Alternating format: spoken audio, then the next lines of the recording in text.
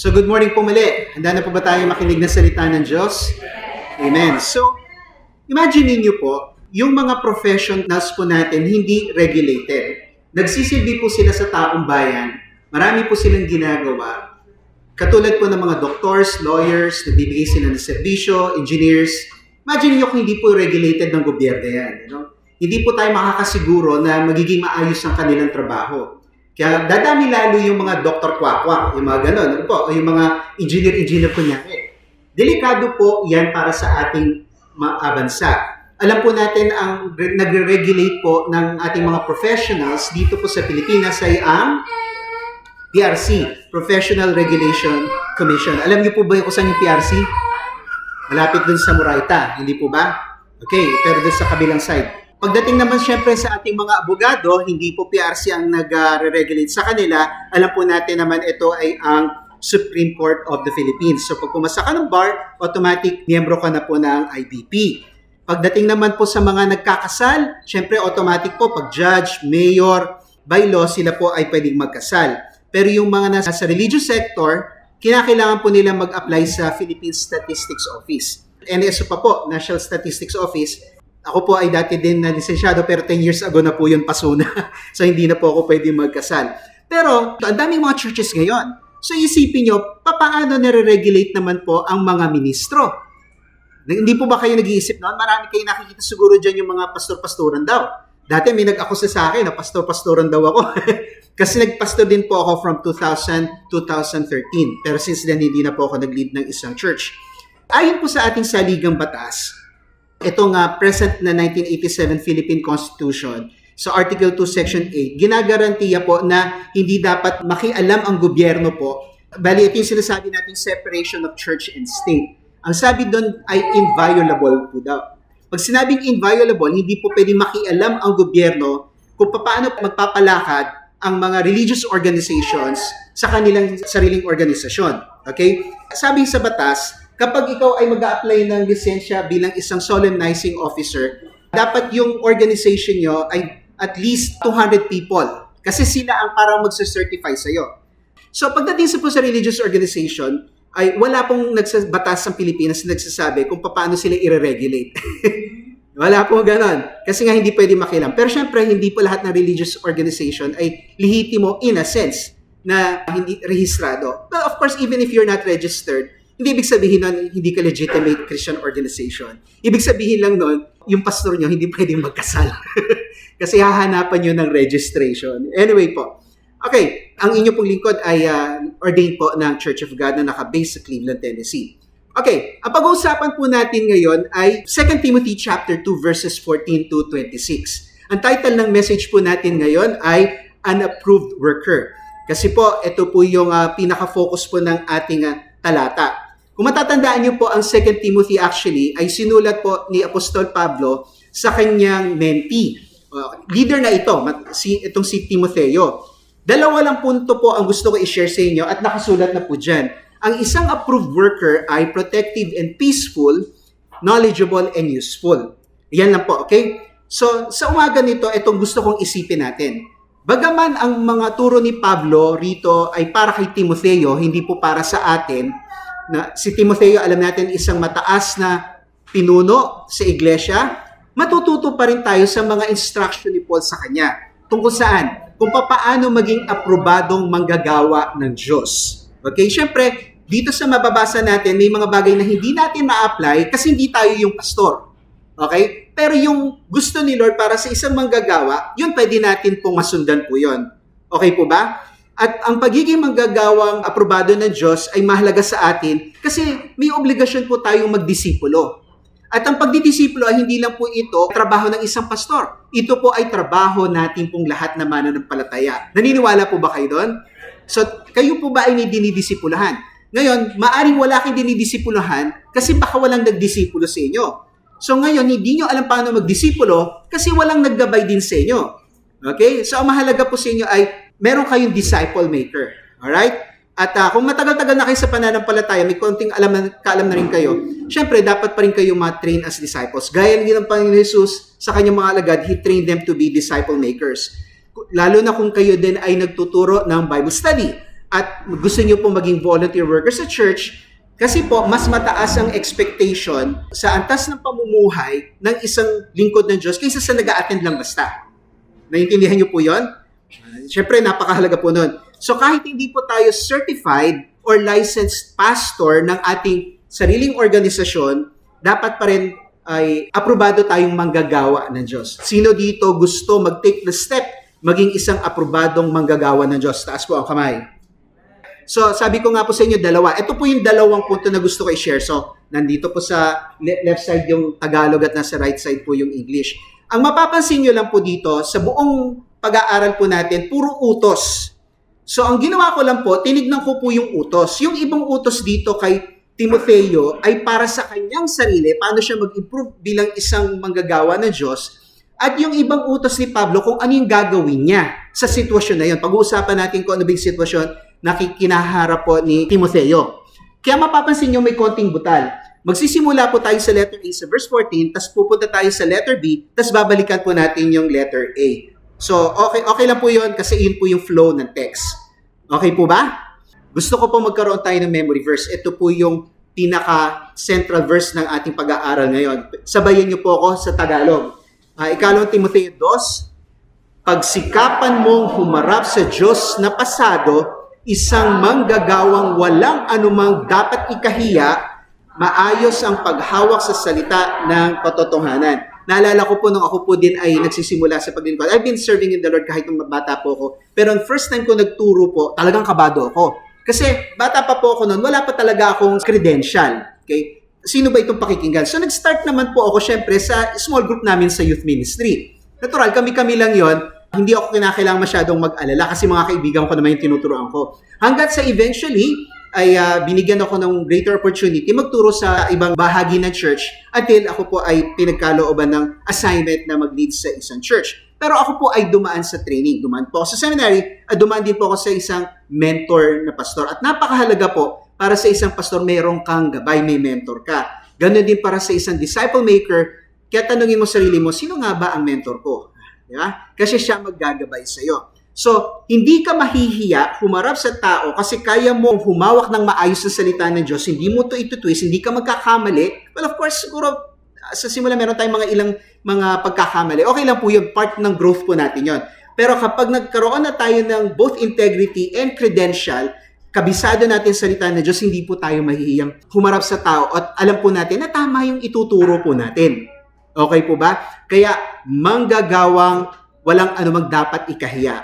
Alright? So ang goal po natin ay umabot para tayo dun sa estado na hindi po tayo nakakahiya. Para pag sinend po tayo ng ating pastor, punta ka doon, mag-visit ka, magturo ka, kahit ng one verse lang, hindi ka mahihiya kasi alam mo, maayos mo itong magagawa. Okay? So kailangan po talaga ng training. Okay, letter A po tayo. Mapangalaga at mapayapa. So I'll just keep on reading sa Tagalog version. Okay, makikita nyo naman yung English equivalent dyan. So, responsable po ang mga pinuno sa paggabay ng mga kasapi nito laban sa mga bulaang guro. Yun po actually ang pinaka-challenge dito ni Timoteo. Doon sa church na pinangungunahan niya, may mga guro nagtuturo ng kung ano-ano pang gulo. Normally po, yan po makikita nyo, nagdi-divide din minsan sa Christianity. Yung mga minor issues, ginagawa nilang major issues. To the point na ito yung maghihiwalay po sa ating mga Kristyano. Meron po tayong mga tinatawag na essential doctrines. Ibig sabihin, itong mga katuruan na to, hindi tayo pwedeng magkaiba-iba. Okay, dapat magkakaisa tayo. So, pag tayo nakahihit ka ibang church, punta tayo sa isang lugar, usually inaalam natin, ano ba paniniwala ng church na ito? Kapareho ba ito ng church na akin nakagisnan? No? Ano po ba sabihin natin usually na essential doctrine? May isang Diyos lang. Okay? At ang isang Diyos ay may tatlong persona. Kaya tinatawag natin Trinidad, Ama, Anak, at Espiritu Santo. Dapat naniniwala tayo na ang final authority, ang inspired word of God, ay yung 66 books of the Bible. Dapat magkasundo tayo doon. So kapag hindi ka nag-agree doon, medyo iba tayo sa kanila. Di ba? Okay. Ang church ay hindi confined, may sasabing Universal Church or Catholic Church, hindi po yung Roman Catholic Church. Universal Church, ibig sabihin po noon, may mga mananampalataya sa buong mundo. Ibig sabihin, hindi to confined sa mga Israelis, hindi to confined sa ating organization. May isang universal church na, of course, si Lord ang nakakaalam yung mga tunay na miyembro noon. Nakukuha niyo po ba ibig sabihin noon? And other things, okay? Yung mga non-essential doctrines, doon po pwede tayong ma-tolerate na lang natin. Okay? For example, naniniwala ka ba sa post-tribulation, after mid-tribulation, or pre-tribulation? Yun mga secondary issues na lang yun. Huwag nating pagtalunan yun. Pwede po tayong magkasundo, magka-work together, wag doon sa ganun. Pero ang sinasabi dito ni Apostol Pablo, yung mga nanggugulo, makikita natin kung ano ba yung mga panggugulo na ginagawa nila. Okay, sa verse 14, ipaalala mo sa kanila ang mga ito, sa mga church members, at pagbilinan mo sila sa harap ng Diyos na umiwas sa mga pagtatalo tungkol sa mga kahulugan ng salita. Sometimes nag-aaway sa mere technicalities of what a certain term means, especially kapag nagbigay sila ng term, teka, hindi ko naririnig sa church ito. Diba? Ano kaya ibig sabihin nitong term na to? Tapos, ma-amaze ka kung paano nila ipaliwanag yung term na yun. Aba, hindi alam ng pastor namin yun. Ganon. Yun yung sinasabi nating maliit na issue, pinalaki para maliitin kayo, para kayo ngayon ay sumunod sa kanila. Yun ang paraan nila ng panlilinlang.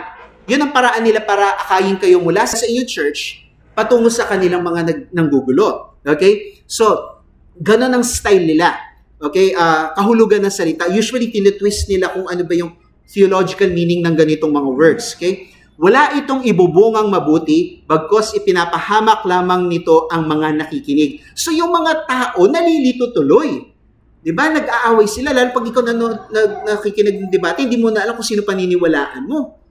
Diba? Pag-aawayan pa ba natin kung anong tamang pronunciation ng pangalan ng Diyos? Yahweh ba? Jehovah ba? Meron pang mga Yahweh? Meron pang nagtuturo ng ganon? At dahil sa ganon ay iba kayo, mali kayo. Dahil mali ang pronunciation nyo ng pangalan ng Diyos, dapat Yahweh ay ano na kayo, hindi kayo tunay na mananampalataya. Ano? As if na mispronounce ko ang pangalan ng Diyos, na-offend si Lord. Dapat tawagin mo akong Yeshua o Yehoshua. Pag tinawag mo akong Jesus, hindi ako yun. Hindi kita papansinin. Ganun ba, Diyos? Ganun ba, Diyos? Di ba? Alam ng Diyos kung sino yung tinatawag mo. Ano? Kung nagkamali ka ng pronunciation ng pangalan o dahil sa linguistic differences, natural ang mga pangalan na babago. Tayo sa English, John. Pag tinignan po natin sa Greek, Yohanan. Pag tinignan po tayo sa Arabic, Yohana. Ibig sabihin, mga maliliit na bagay na po yun. Pero pinagtatalunan, gumagawa sila ng gulo. So, ang sabi dito, paalalahanan nyo, huwag nyo silang papatulan. Umiwas kayo, lalong-lalo na sa mga miyembro. Kasi yung mga miyembro, hindi nila alam kung paano makipag-debate sa mga yan o makipagsagutan. So, iwasan nyo na lang. Ngayon ang pastor, siyempre, kapag humarap sa ganyan, dapat alam niya kung paano. Pero ang tinuturuan po dito ni Timoteo, yung mga miyembro. No? Kasi kapag pinatulan nyo po yung mga yan, mahihirapan kayo, malilito lang kayo, walang maibubuting bagay sa inyo at baka kayo matangay pa sa mga turo ng mga taong na yan. At yung relationship nyo, at lalo na mga kapatid, alam po natin, may mga ilan sa atin na mabait, pero pagdating sa nasa bahay, keyboard warrior ka pala. Ang tapang mo sa, pero pag humarap ka, tamemi ka. Sabihin, ang lakas ng loob mo makipagdebate, ganyan. Harapan, wala. Takot ka na. Diba? Kasi iba na yung may kaharap ka, Wala po tayo mapapalas sa ganyan. Sabi, ang ginagawa ay hinahamak lang nito ang mga nakikinig. So, ngayon, mga kapatid, so ito instruction ngayon. Since kayo yung mga miyembro, kung hindi nyo kaya makipagganyan, huwag yung patulan. Sabihin nyo sa kanila, alam mo, hindi ko naiintindihan niya. Kung gusto mo na may pagdebate, debatehin mo yung pastor ko. Pero itatanong ko sa pastor ko yan kasi hindi ko naman talaga naiintindihan. Basta ako mahalaga sa akin. Mahal ko ang Diyos, mahal ako ng Diyos. Pinatawad niya ako sa mga kasalanan ko at ako'y tatanggapin niya dahil ako'y nananalig sa Kanya. Kung may mga bagay na nagkakamali ako, alam ko, pwedeng i-look over na ng Diyos yun. Kasi ang mahalaga, nakikita niya na ako ay nananalig sa Kanya. Siya ang naggagabay sa akin. Baka one of these days, maintindihan ko rin yung pinagtuturo mo. Pero hindi ako interesado ngayon sa Kanya. Ang gusto ko, mamunga ang aking buhay. Ang gusto ko ay maging matibay ako sa aking pananampalataya. Ang gusto ko, masiguro ako, makapasok ko sa karyan ng Diyos dahil ako'y ginagabayan ng liwanag ng Panginoon Jesus. Amen po ba? Amen. So, pupunta na tayo sa letter B, tapos mamaya babalik tayo sa letter A. Sa letter B, marunong at kapaki-pakinabang. Dapat pagbutihin ng mga pinuno ang kanilang kakayanan sa pagiging mahusay sa salita ng katotohanan. So, ito yung central verse natin, ito yung memory verse natin po ngayon. So, ngayon, Timothy, maging competent ka. Lalo na kasi ang pinag-aawayan nila yung mga kahulugan ng mga salita, ikaw dapat maging bihasa ka. Ano sabi dun sa dulo? Sa salita ng katotohanan. Yun ang mahalaga po sa atin. So pagsikapan mo, alalahanin mo sa Diyos ka humaharap. Kasi yung qualification mo at yung credential mo manggagaling sa Diyos. Kasi yung salita niya ang iyong dapat ma-master. Mga kapatid, kayo po ba ay nagbabasa ng salita ng katotohanan? Ano po ba yung tukay na salita ng katotohanan dyan? Yung Biblia, hindi po ba? Okay, so ngayon, kung i-measure niyo yung sarili niyo, gano'n na ako kabihasa sa salita ng katotohanan? Okay. Bagsak pa na kapag sinabihan ako gano'n, ako baka maloko ako nito kasi hindi ko alam na mali pala yun. So kung kayo ay magiging manggagawa, kung kayo ay magdidisipulo, dapat galingan nyo, pagsikapan nyo, humarap sa Diyos na pasado nang wala kang ikakaya kasi alam mo kung paano magtuturo ng salita ng Diyos. Ngayon, paano natin malalaman kung tayo aprobado na? Magsasalita ba ang Diyos mula sa langit? Okay ka na sa akin. Go ka na, pwede ka na mag-serve. Ganun po ba yun? Kinakailangan merong may kidlat o pag kumidlat, bagsak ka pa. Hindi po ganun yun. Siyempre, meron po tayong gabay. Yung mga leaders natin sa church. Diba? Sila yung magsasabi sa atin na okay na yan. Pero siyempre, ganito nga po yun. For example, kung ang ituturo mo lang naman ay salvation. Okay? At least, alam mo yung basics na yun. Kumbaga, one step ahead ka dun sa tuturuan mo. Ngayon, yung mga bagay na hindi mo alam mo, huwag mo i-discuss yun, hindi mo alam eh.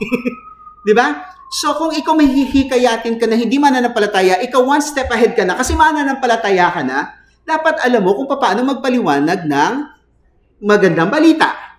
Okay? O, halimbawa, meron ka na ngayon, tumanggap na sa Panginoon. So, ano na ngayon yung next step na ituturo mo sa Kanya? Di ba dapat one step ahead ka? Sabihin natin, paano magbasa ng salita ng Diyos? Paano manalangin? Hindi po ba? O minsan, pwede paano mag-ayuno? Yung mga basic Christian discipline. Yung lagi ka nagsisimba. Hindi po ba? Ganon. O, lagi kang umattend ng mga Bible studies para mag-grow ka pa. Yun yung mga next step para sa new believer. No, new believer. Sabihin natin, pwede nating i-divide ito sa 5 stage. Hindi ka mananampalataya, ito yung pinakasimula.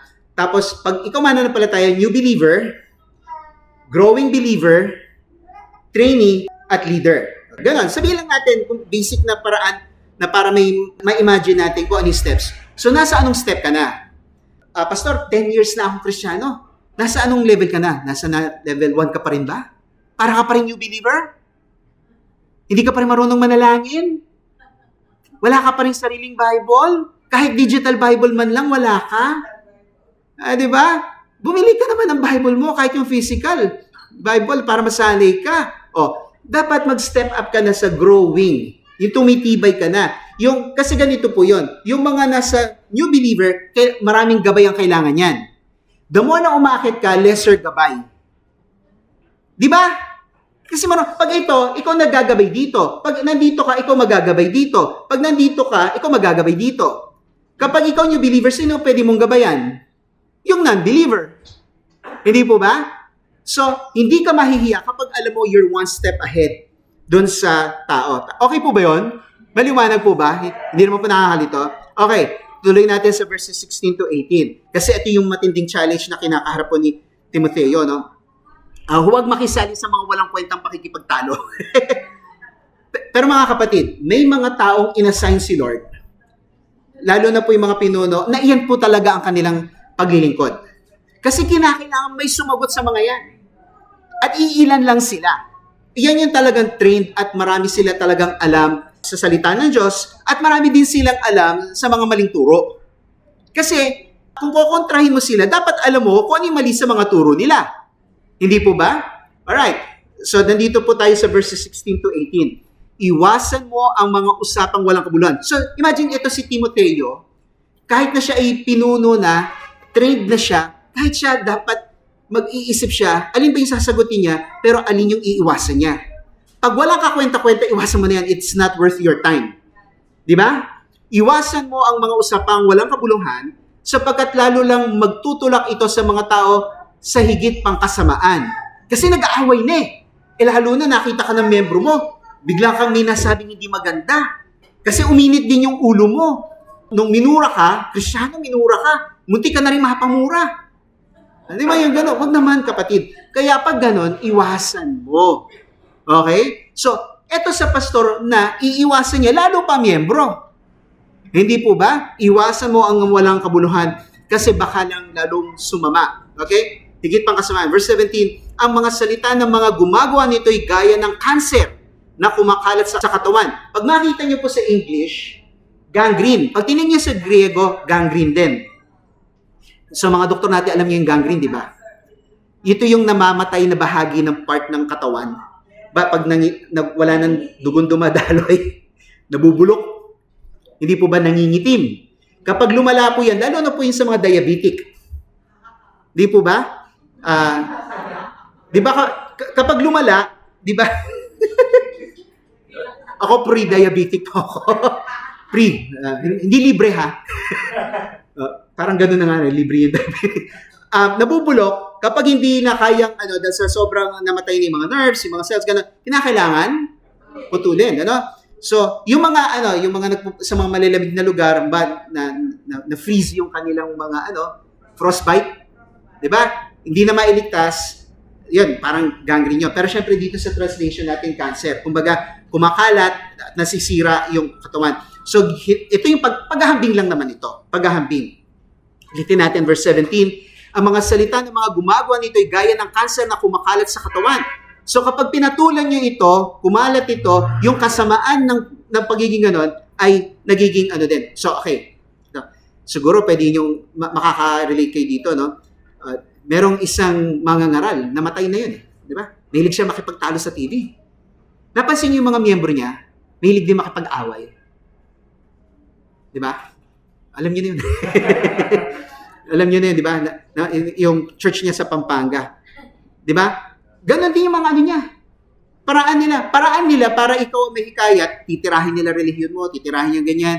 Pag-uusapan nila yung isang bagay na hindi usually pinag-uusapan sa church niyo. Lilituhin ka. Ganon ang ginagawa nila. May particular na tinutukoy dito po si Apostol Pablo. Kasama sa mga ito ay sina Himeneo at Fileto. So hindi natin kilala itong mga to. Pero so ito ay mga dating kamanggagawa na sila ngayon ay kumampi sa kabila.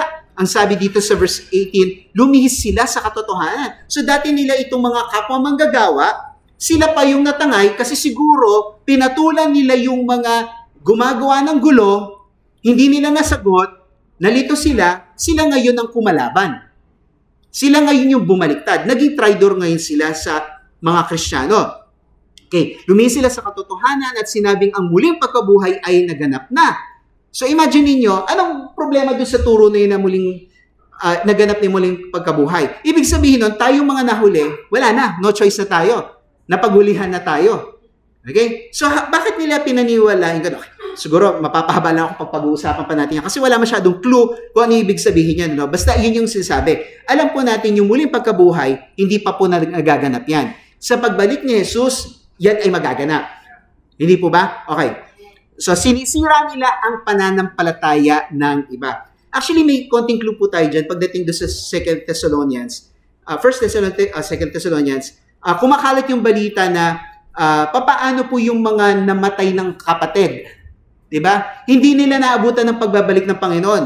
Kawawa sila. Pero sabi hindi, okay, huwag niyong mag-alala dahil sila ay bubuhayin muli ng Panginoon pag sila ay namatay na para makasama sila sa muling pagkabuhay. Sabay-sabay po yan. Okay? Pero ang mahalaga dito ay mag-ingat po tayo sa mga nanlilito na ito. Ito ay hindi ganun kahalaga. Whether ano ba ng tamang posisyon. Alam natin, hindi natin mababago ang katotohanan na babalik ang Panginoon. At kukunin niya tayo. Bago man mag-tribulation, sa gitna ng tribulation, o sa katapusan ng tribulation. Okay po ba yun? Diba? So, yun po ang mahalaga po sa atin. Pero ganito po mga kapatid. Hindi biro itong dalawang to. Hindi biro itong dalawang to. Kaya pinag-iingat. Imagine mo, no? Nabanggit pa talaga yung pangalan nila at na-preserve sa salita ng Diyos. Sikat na sikat sila for the wrong reasons. Hindi po ba? So, mag-ingat ngayon. Makakatsyempo pa rin po tayo ng mga tao na tulad ni Himeneo at Fileto, na dati silang mga lingkod, pero ngayon nalihis sila at ngayon nang hihikayat pa ng mga tao na umalis sa pananampalatayang Kristiyano. Marami actually dito mga anak ng pastor na nalilis ay for whatever reason. Katulad po no, si Avram Piper. Tatay niya sikat na pastor, si John Piper. So ngayon, siya umalis. Marami pa pong mga halimbawa. Okay? Ngayon, iba po yung sabihin natin, basta na umalis sa pananampalataya, ibang usapan naman yung lumaban pa talaga. Okay? Nakabasa nga po ako ng isang post ni Michael Knowles, I think the other day. Sabi niya, ano bang point ng atheism? Kung sabihin natin walang Diyos, bakit nyo kinakailangan pa manghikayat na ang mga Kristyano maging atheist na rin? Anong goal nyo? Ano mangyayari? Sa atheism naman, pag walang Diyos, pag namatay ka, di wala. Ganun lang. Hindi ka naman talo. Ano pagkakaiba? Wala naman rin palang ultimate goal ang buhay kung walang Diyos. Di ba? So bakit pa kayo nanghihikayat ng mga Kristyano na umalis sa Christianity? For what?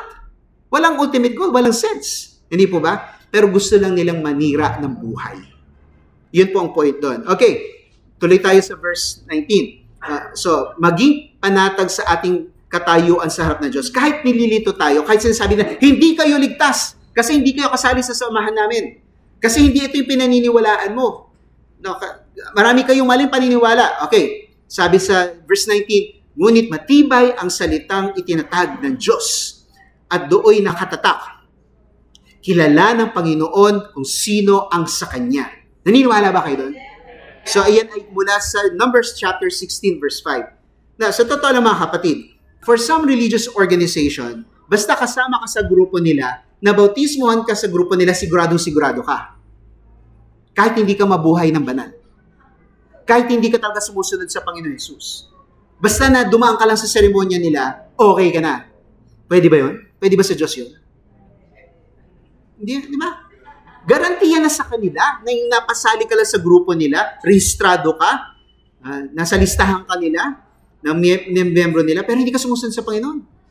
May tinanong nga sa akin, isang kapatid, bakit hindi ba yung isang religious group, hindi rin ba sila Kristiyano? Bakit? Kaya yung tawag nyo, you're Christians, ba't hindi ba kami Christians?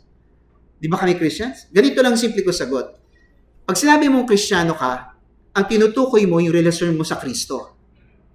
Okay? Yun yung tinutukoy mo. Vertical relationship. So, pwede kang kasami sa cornerstone at meron kang relationship kay Christ. Maaring sumasama ka sa cornerstone pero wala kang relationship kay Christ. Nakuha niyo po yun? Maaring nagsisimba ka sa anong church. Kung wala kang relationship kay Christ, wala din. Hindi ka Kristiyano. Hindi ka sumusunod. Ngayon, pag sinabi kong, magbibigay lang ako ng example, Pag sinabi kong ako'y Pentecostal, pag sinabi ko ako'y evangelical, sabihin natin pati ibang grupo, pag sinabi ikay INC, pag sinabing ikay Roman Catholic, ang tinutukoy mo ay yung horizontal relationship mo. Sino ang mga kasamahan ko at ano yung paniniwala namin bilang isang grupo? Kayo, kung okay sa inyo itong description ko, maaring ikaw ay Kristiyano, may vertical relationship ka sa Diyos, pero weird yung wala kang horizontal relationship. Wala kang church. Weird yon. Nakuha niyo po? Ngayon, maaring kasama ka sa isang religious organization at meron ka ring relationship kay Lord. Ngayon, sabi nila, pwede ka bang maging Katoliko and Christian at the same time? Kayo na bahala sumagot doon. Kayo na bahala sumagot. Kasi may magsasabing hindi ka pwedeng maging ganun. Okay?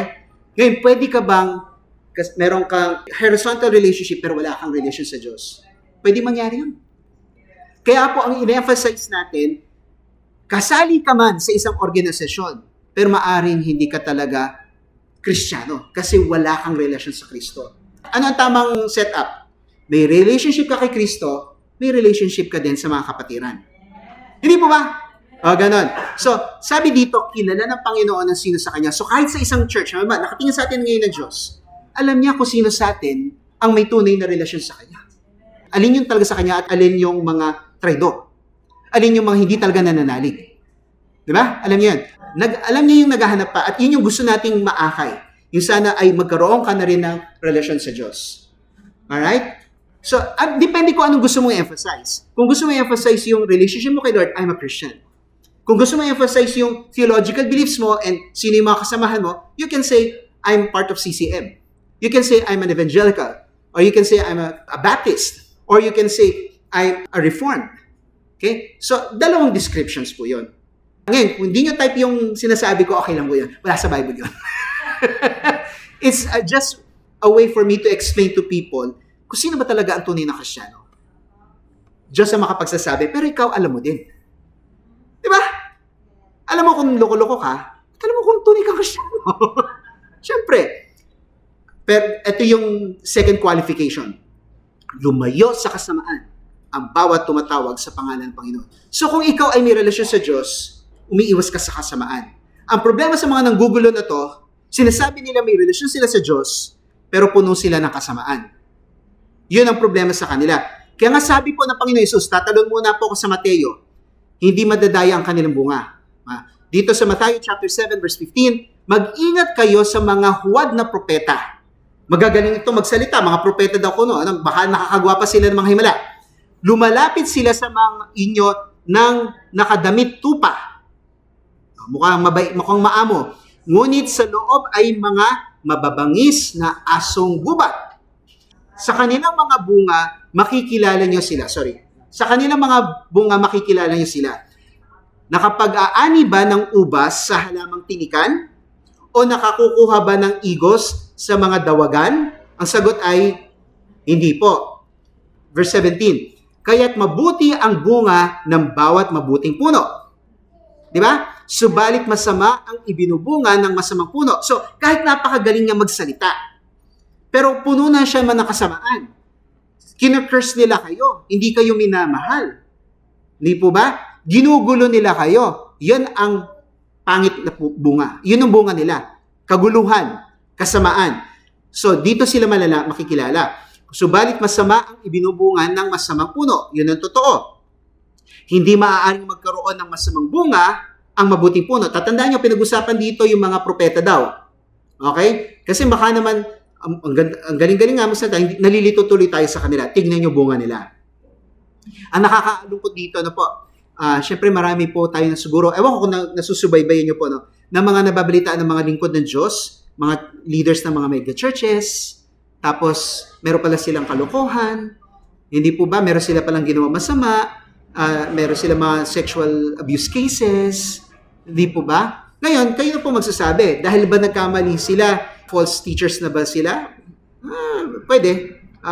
Kung hindi sila magsisi, nagkakamali din ng maraming tao, pero yun po yung nakakalungkot. Okay? Tuloy po natin. Ulitin ko sa verse 18, hindi maaaring magkaroon ng masamang bunga ang mabuting puno at magkaroon ng mabuting bunga ang masamang puno. Pinuputol at tinatapon sa apoy ang punong masama. So, bahala na si Lord sa kanila. Itatapon ni Lord sila sa apoy. Kaya't sa kanilang bunga, makikilala nyo sila. So, hindi nyo man sila masagot. Ang galing-galing man sila. Sinisiraan yung pastor nyo, sinisiraan yung church nyo. Hindi daw kayo lehitimo na organisasyon para sa tingin ng Diyos. Kilala na Diyos ang sa Kanya. Alam mong ikay sa Kanya. At makikita mo dun sa taong naninira sa kanyang bunga na hindi pala siya tunay na lingkod ng Diyos. Siya ay isang bulaan na propeta. Okay? Tama? Agree po ba tayo doon? Okay, balikan po natin sa 2 Timothy chapter 2 na po. Maging malinis at mahalagang kasangkapan ng Diyos. Okay? So, merong pinapakitang illustration dito po si Pablo kay Timoteo para mas maintindihan niya. Sa isang malaking bahay ay may mga sisidlan o mga containers yari sa ginto at pilak. Okay? Ngunit meron din namang yari sa kahoy at putik, o clay, or jars, clay of jars. No? Ang iba ay para sa kagalang-galang na paggagamitan at ang iba ay para sa di marangal. Okay? Halimbawa, yung palayok. Di ba? Sinusunog yan kasi may apoy. Nagluluto ka, di ba? May isasabihin nyo po bang doon sa marangal o di marangal yan? Inaapoy yan, di ba? Yung lalagyan ng mga pulseras, ng mga accessories nyo. Anong itsura ng lalagyan? Maganda, pangit? Maganda, di ba? O kayo po ba kapag may bisita, inilalabas niyo yung magaganda yung mga pinggan? Di ba? Yung pang special yan eh. Special na visitor. So, ito ay pang marangal na gamit. Kasi maganda yun, ano? Pero yung pang usual lang, plastic cup, gano'n, may madaling hugasan. Lahat daw tayo ay parang sisidlan. Ngayon, mamili ka. Gusto mo ba ikay sa kagalang-galang na paggagamitan o sa hindi marangal? Ito sa verse 21. kinakailangan maging malinis. Sino mang naglilinis ng kanyang sarili mula sa kasamaan ay tulad ng sisidlang natatangi, malinis at karapat-dapat gamitin ng may-ari. Di ba? Para sa lahat ng mabubuting gawa. So anong preference po dito ni Pablo? Yung kagalang-galang na paggagamitan dito sa verse 20 o yung hindi marangal? Anong preference ni Pablo para sa atin? Doon sa kagalang-galang. Hindi po ba? Kagalang-galang. Paano tayo magiging kagalang-galang? Malinis po tayo. So, ang isang manggagawa nabubuhay ng matuwid, nabubuhay sa kabanalan, nabubuhay ng malinis. Kapag ikay ay malinis, magagamit ka sa mga kagalang-galang na gawain ng Diyos. Para kang ginto at pilak. Maganda tingnan, kumikinang, at kagalang-galang. Di ba? Yun ang pong pinupunto dito. So, kaya ayun pa sasabi natin, maging malinis at mahalagang kasangkapan ng Diyos. Ngayon, tayo po ba ay nabubuhay sa katuwiran at sa kabanalan? Tayo po ba ay mapayapa? Tayo po ba ay magagamit ng Diyos? Kapag ikaw ay hindi nabubuhay sa katuwiran, paano ka gagamitin ng Diyos? Kung ikaw ay maggagabay ng hindi mananampalataya, aakayin mo siya na maging mananampalataya pero hindi ka nabubuhay na parang isang tunay na mananampalataya, paano mo siya makukumbinsi na manalig sa Panginoon Yesus? Di ba? Hipokrito ka. Ganon, di ba? So, hindi ka aakyat doon sa upper level. Hindi naman lahat makakaarating dito sa pinuno. Di ba? Hindi naman lahat magiging pastor. Siguro karamihan sa atin umabot dito sa second and third. Dito sa, ulitin po natin, new believer, growing believer, trainee, trainer, or leader. Di ba? At least man lang makapunta ka dito sa tatlo. Di ba? No, siyempre paunti ng paunti yan. Pinakamarami dito. Paunti ng paunti yan. Pero tinatawag tayo para maglingkod. Para tayo'y kagamit-gamit sa Diyos. Sino dito gusto magpagamit sa Diyos? Sa kagalang-galang na paggagamitan. May halimbawa si Apostol Pablo. Sige, tatalon muna ako sa unang Korinto, Kabanata 9. Disiplinahin ang sarili upang hindi madiskwalipika. Okay. So sinasabi niya dito sa verse 27, sa halip ay sinusupil ko ang aking katawan at inaalipin ko ito. Ibig sabihin, kinokontrol ko yung sarili ko. Dinidisiplina ko yung katawan ko. He was referring to his body. Baka pagkatapos na mangaral ako sa iba, ako mismo ay hindi makapasa sa pagsusubok. Ano yung pinupunto dito ni Apostol Pablo? Naglilingkod siya para sa Diyos. Darating ang panahon, tutuusin ng Diyos ang kanyang paglilingkod. Binanggit niya po actually ito pa sa chapter 9 to, 1 Corinthians chapter 9. Pagdating sa chapter 3, sabi niya, may mga gamit na ginagamitan ng ginto, pilak, parang sinabi niya dun sa kanina. At meron ng mga wood, hay, and straw. Pag sinunog yan, okay, ibig sabihin nun, hindi pumasa. Okay? So, ibig sabihin, susubukan ng Panginoon ating paglilingkod. Okay? At meron tayong mga paglilingkod na nasusunog lang, ibig sabihin hindi pumasa sa Diyos. Pero ligtas ka, huwag ka mag-alala. Pero yung hindi lahat ng ginawa natin ay kumbaga kalugod-lugod sa Diyos o pumasa. Nakuha niyo po yung gano'n, Hindi lahat. Ngayon, syempre, as nagmamature tayo, dapat nababawasan yung mga hindi pumapasang gawain ng Panginoon. Maliwanag po ba yun? So, paano siya madidisqualify? Sabihin natin na ang galing-galing niya mag-preach. Ang dami niyang naakay sa Panginoon. Pero pagdating sa tuso sa Panginoon, sasabihin ni Lord, bagsak ka sa akin. Bakit? Meron kang babae na hindi asawa mo. Sayang lahat ng ginawa niya. Nakuha niyo po yun? Nagturo ka pa ng marriage, may kabit ka. Nagturo ka pa ng paggalang sa mga tao, pero may inaabuso ka, may pinagmamalupitan ka, may sinasaktan ka, may minumura ka. So sabi, disqualified ka din. Di ba parang tumakbo ka sa, actually, yun yung illustration doon sa previous verse, yung athlete tumatakbo. Nakatakbo, nanalo ka. Pero nung tinus, ay, disqualified ka. Bakit? Kasi yung shoes mo, illegal yung shoes. May nandi-disqualified dahil sa illegal shoes. Di ba? Or gumamit ka ng performance-enhancing drugs. Bawal yun. Naintindihan niyo po yun, no? Nanalo ka nga. Nandaya ka naman. So, ito yung sinasabi niya na, baka pagkatapos ko mangaral, ako mismo hindi makapasa. Na-disqualify din. Sayang. Hindi po ba? Yun. nandaya ka naman. Di ba? Hindi alam ng tao. Nandaya ka naman. So sasabi niya, para hindi mangyari yun, dinidisiplina ko yung sarili ko. Ako responsable sa sarili ko. Alam ng Diyos yan. Kung ako ay nandadaya, dinadaan ko lang kayo sa magandang pananalita, pero pag wala na ako dito, marumi ang buhay ko. Hindi ako lumalakad sa katuwiran ng Diyos. Di ba?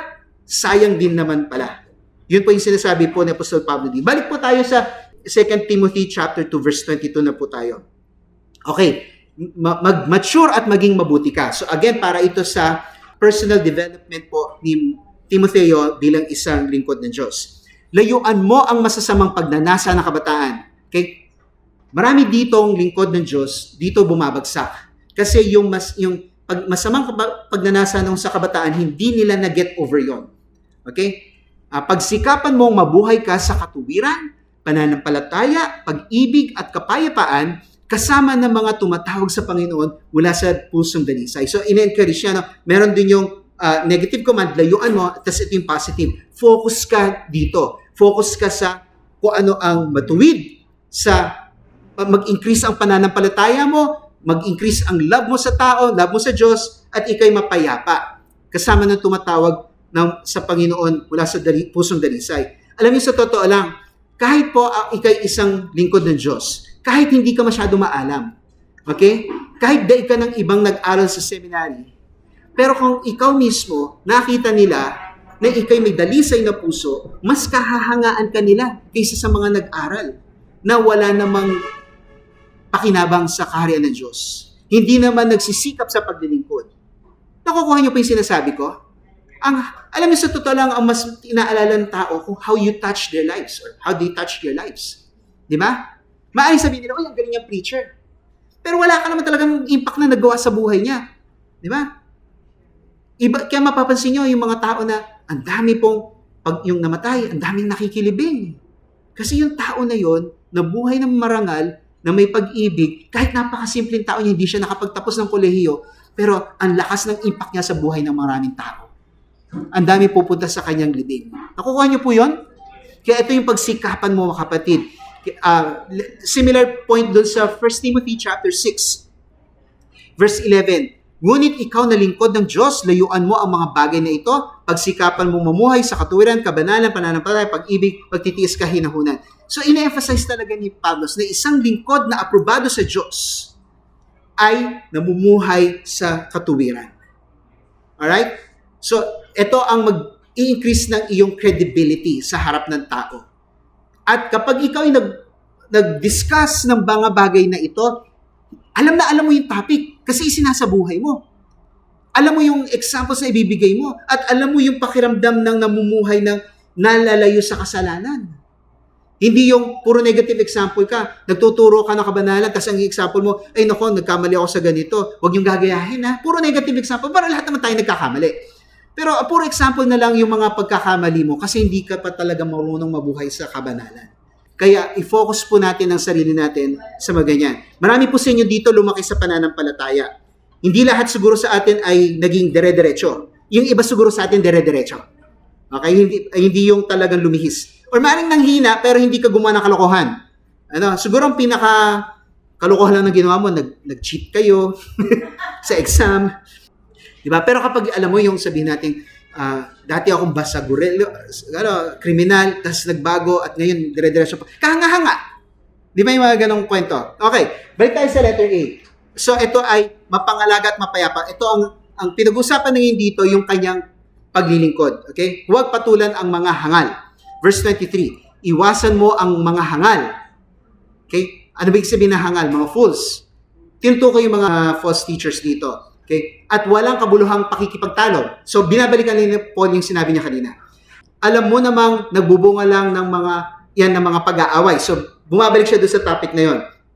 Ngayon po, tungkol po dito, yung mga tao magtatanong pa rin sa mga sinasabi nitong mga false teachers. Paano kapag hinarap ka talaga nila? No? So, meron tayong pwedeng kuning halimbawa, gabay dito po sa Kawikaan 26, maging matalino kung kailangan tumugon sa mga hangal.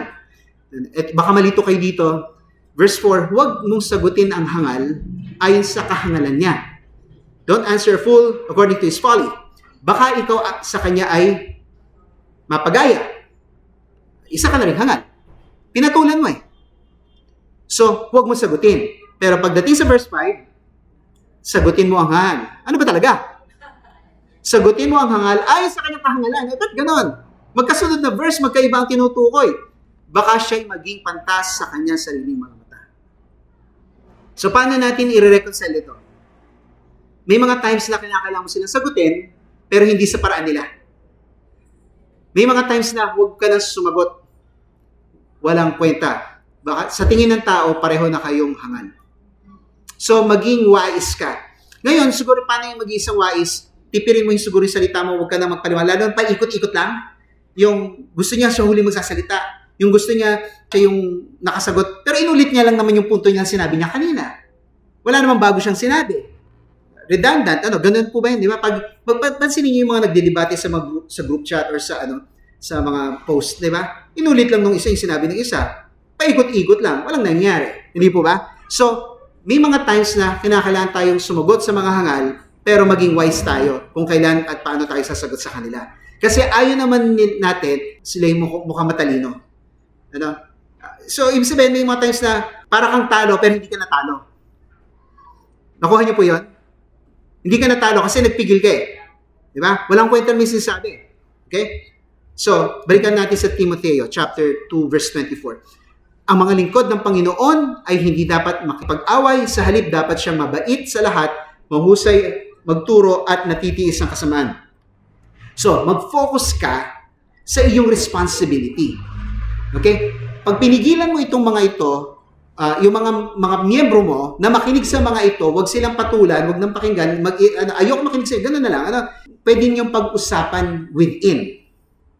Okay? Pag pinatulan mo itong mga ito, palagay niyo, hindi na sila sasagot. Pag nasagot mo sila ang tama, palagay niyo titigil na sila, matatameme sila. Hindi, di ba? Sasagot uli yan. At kapag hindi nila masagot, anong pwede nilang isagot sa'yo? Pangit! Di ba? Insulto. Di ba pag pikon, hindi na inaano yung topic, pinapersonal ka na. At lagi ka nilang hahamunin kasi napipikon ka nila. Kasi pinapatulan mo.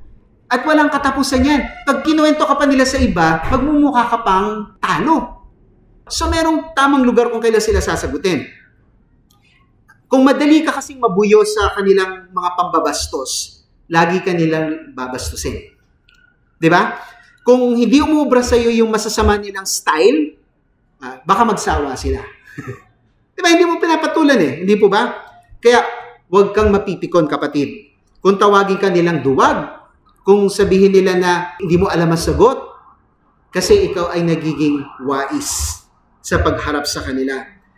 Mas aalalahanin mo yung mga taong nakikinig. Kasi yung mga nakikipagtalo na, hindi naman magpapatalo yan eh. Pero sino ang pwede mong magabayan? Yung mga nakikinig. Kaya nga po sa debate, bibihira, yung makukumbinsi mo yung kadebate mo. Ang pagtutuunan mong pansin bilang isang debater, kung ikaw isang debater, yung nakikinig. Sila, ang mahalaga sa'yo yung audience. At kung nakita nila na ikaw ay ayos makitungo sa bastos na debater, at alam mo na nakikonnect ka sa tao, pagkatapos niyan, ikaw pa ang kahahangaan nila. Hindi po ba? Alalahanin mo, you represent your organization. Kahit ikaw'y membro lang. Ibig sabihin, naisip, saan ba kasapi ikaw? Ay, itong tao na to, mabait ito. Bakit? Kasi membro siya ng ganun church. Hindi po ba? Ayun po ang sanang maging mangyari. Okay, tuloy po natin sa verse 25 and 26. Last na po itong part na to. Sabi dito sa verse 25, di ba? Ikaw ay mahusay magturo at nagtitiis sa kasamaan. Ito yung sinasabi natin mag-level up na po tayo. Paano po ba tayo magiging mahusay sa pagtuturo? Para pong sinabi ko kanina, mentorship. Pag hindi ka nabibigyan ng pagkakataon magturo, kaya sinasabi ko sa inyo, ang unang tuturuan nyo ay, kung ikaw ay new believer, ang pwede mo turuan yung hindi pa believer. Subukan mo mag-share ng gospel. Kaya nga, meron tayong gospel track dito. Meron tayong gospel fan. Very basic ang tinuturo doon. Hindi po ba? Kinakailangan mo magsisi mga kasalanan, kinakailangan mo manampalataya sa Panginoon, at ikaw'y patatawarin sa iyong mga kasalanan. Di ba? Ganon. Wala masyadong komplikasyon. At yung pinapakitang illustration, nandito ka dati sa lumang buhay, nakatawid ka sa bagong buhay. Gamit ang krus ni Panginoon Yesus na nagtawid sa atin mula sa kamatayan patungo sa buhay na walang hanggan. Ganon kasimple. Hindi po ba? So, again, kinakailangan mong subukan. Pag hindi mo sinusubukan, hindi ka matututo. Parang di sa basketball. Pag hindi ka nagsushooting, hindi ka nagpa-practice, hindi ka ipapasok sa laban. Kasi hindi ka marunong eh. Diba? So kapag hindi mo sinubukan, sabihin natin pa konti-konting post, marang bigla, diba, hindi ka nag-share ng mga verses. Biglang nag-share ka ngayon ng verse. Nanibago yung mga kasama. Uy, ano ba nangyari dito? Nag-share ng verse. Ano nangyari sa'yo? Binabago ako ng Diyos. Marami pang kinakalang trabahuhin sa akin ng Diyos. Marami pa. Pero dahan-dahan ko nararamdaman ang pagmamahal sa akin ng Diyos. Kaya sinusubukan kong i-share yung isang verse na to kasi na-touch ako dito. Nakuha niyo po yun? Hanggat sa nag-share ka na uli ng verse. Makikita nila yung gradual change. Hindi yung biglaan. Kristyano ka pala. Hindi ko alam yun Hindi halata. Ganon. So, mahusay. Ibig sabihin, of course, si Timoteo, pastor na siya. So, yun, magiging mahusay. At nagtitiis sa kasamaan. Okay, tuloy na tayo sa verse 95. Mahinahon niyang pangangaralan ang mga sumasalungat sa kanya. So, ibig sabihin, maging magalang ka pa rin sa mga taong ito, katulad ni Himeneo at Fileto, sa pag-asang pagkakalooban sila ng Diyos ng pagkakataong magsisi tungo sa pagkakilala sa katotohanan. Baka maibalik ito mga ito. Actually, sa totoo lang mga kapatid, bihira yung ganon. Pero posible. Posible. Kaya, kapag ikaw ay naging maayos sa kanila, baka mahikayat muli sila magsimba. Yeah. At pagbigyan muli ang Panginoon. Kung na-offense sila dati sa'yo, hindi ka nila type, pag ikaw nakita nila yung pagbabago sa'yo, mahinahon ka na dati, hindi ka dahan-dahan sa pananalita mo, ang bilis mong mag-comment agad, ang bilis mong mangutya, gano'n. Sana ay sila ay makapagsisi. Hindi po ba napakagandang makita na ang mga taong ligaw ay makabalik sa pananampalataya? Amen po ba?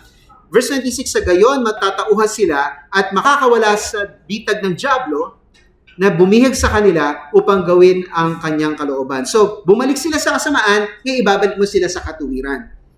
Kapag ikaw ay madaling mapikon, mainitin ang ulo, hindi ka magiging magandang halimbawa sa mga taong na sana'y matulungan mo manumbalik sa Diyos.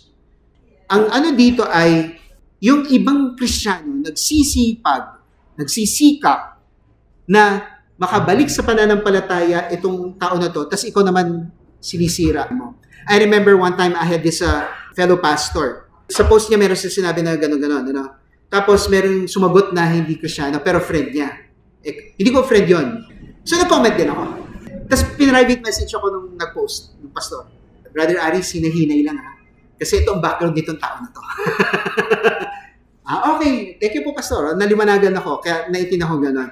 After mga responses ko, mas maging mabait.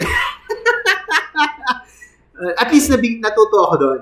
Mag-ingat ka, hindi lahat ng kumukontra ay talagang away. Baka yung iba, gusto lang talaga ng makahanap na ng maganda sagot. May mga tao na mako-convince mo sila kapag sinagot mo talaga yung mabibigat na tanong nila. May mga taong hindi mo sila mako-convince sa mga debate. Nadadaan sila sa magandang pakikitungo. Maganda gawin natin pareho. Hindi natin susobrahan yung salita natin, pero magbibigay tayo ng magandang sagot. Tama po ba yan? Tapos, mapakita natin na gusto natin makipag-connect sa kanila. No? Kung sila ay dinisown na ng church nila, ikaw open ka sa kanila. Pwede kang manumbalik sa Diyos. Okay? So, mahirap ito, pero posible na itong mga naligaw na ito, maibalik sa pagsisisi sa pananampalataya. Meron actually sinasabi sa Hebrews chapter 6 na may mga taong hindi mo na sila maibabalik sa pagsisisi. Ito yung talagang lubusan ng tumalikod sa Panginoon. So, mame-measure mo yan. Yung talagang rebelde o yung talagang nag-i-struggle na sa pananampalataya. Yan, pwede mo pa maibalik. Okay? Pero may mga taong kita mo na hindi mo maibabalik sa pananampalataya itong tao nito. Yun ang sinasabi ng Hebrews chapter 6. Okay? Pero makitungo pa rin tayo na maayos sa kanila. Amen po ba? Yun po yung last verse ng 2 Timothy chapter 2. Balikan po natin yung ating memory verse. Okay? Ito po yung pinakapunto po natin. Sabay-sabay muli tayo. pagsikapan mong humarap sa Diyos na pasado, isang manggagawang walang anumang dapat ikahiya, maayos ang paghawak sa salita ng katotohanan. Bibigyan ko po kayo ng practical application. 4 lang po yan. Humakbang sa susunod na baitang. Nagbigay ako sa inyo ng 4 na baitang, di ba? O kahit 5. Mula, kung isasama natin ng believer. Mula sa simpleng pagsunod kay Jesus, tungo sa pagsasanay sa ilalim ng isang leader. Maghanap ka ng maggagabay sa'yo. Yung one step ahead sa'yo. Disciple maker. Malaking bagay kapag may naggagabay sa'yo. Kasi yun po ang trabaho natin, make disciples. Hindi po ba? May naggagabay. So mag-attend kayo ng mga other activities ng church aside from Sunday na mapapalalim pa po kayo sa iyong pananampalataya sa Diyos at kaalaman sa salita ng katotohanan. Okay po ba yun? Number 2, maging mas malapit sa Diyos. So basically, improve your relationship with God. Matuto ng higit pa ng salita. So read more Bible, study more, hindi lang basta nabasa mo, intindihin mo. Hindi baling hindi mo matapos ang buong Bible sa isang taon. Pero kung dinadahan-dahan mo at nakukuha mo naman, kahit konti lang ang nabasa mo, pero lumalim ka naman sa Diyos. Okay lang yon. At mamuhay sa kabanalan kasama ang Espiritu Santo. So dapat makita sa pamumuhay natin na may pagbabago po tayo. Makita yung bunga ng Espiritu sa atin. Okay po ba yun?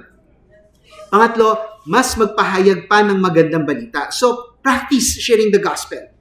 Kasi dito ka magkakaroon ng confidence. Lalo na kapag nakikita mo na nagre-respond ng maganda yung taong sinesharean mo. Uy, okay pala itong pag-share ng gospel. Di ba? Paghihikayat sa iba na magsisi, maniwala, at sumunod kay Jesus. Madali naman po yun, di ba? Subukang magdisipulo ng isang tao. Nakuha niyo po yan? Start with 1. Follow up mo siya. Maybe sabihin natin twice or thrice a week. Tapos kumustahin mo siya. O kahit mag-video call kayo, o pray tayo. Sabihin natin, usapan natin MWF. Magpe-pray lang tayo at magre-read the scripture, let's say, 10 minutes in MWF. Before you sleep, you go to sleep. Magpe-pray lang tayo. Nung kabataan ko po, ganyan po ginagawa namin sa youth ministry namin. Pero nang time yung phone call. Noong mga late 80s, early 90s. Puro phone call pa lang noon. Ang discipleship. Kasi Parañaque, Makati, ang church namin. Alright? So, try basic discipleship. Yan po yung ilang steps. Simple steps. Na para kayo po ay maging isang approved worker. Okay? Protective and peaceful, knowledgeable and useful. Meron po tayong 3 bagay dito. How can you improve your competency and character to be a leader who can deal with false teachings and teachers? Right? Now, sabihin natin, masyadong advance yan. Pero bilang isang magiging manggagawa, papaano ko ngayon i-deal itong mga ito? Number 2, how can you help someone getting confused or being deceived and challenged by false teachers or teachings? Alright? And then you pray for someone. Mag-close muna tayo sa prayer. Thank you, Lord Jesus, for your grace upon our lives. So, ang laking bagay po natutunan po namin ngayon, Lord, na kami po ay maging aprobado sa inyo, O Diyos. Kaya patnubayan niyo po kami at lalo na rin po yung aming mga disciple makers para matulungan nila po kami mag-disciple. Bigyan niyo rin po kami ng tao na madidisipuluhan po namin para masanay kami, mag-grow sila at nakikita po namin yung improvements sa kanila. At matupad po namin ang aming tungkulin na make disciples. We thank you, Lord. This we pray in Jesus' name. Amen.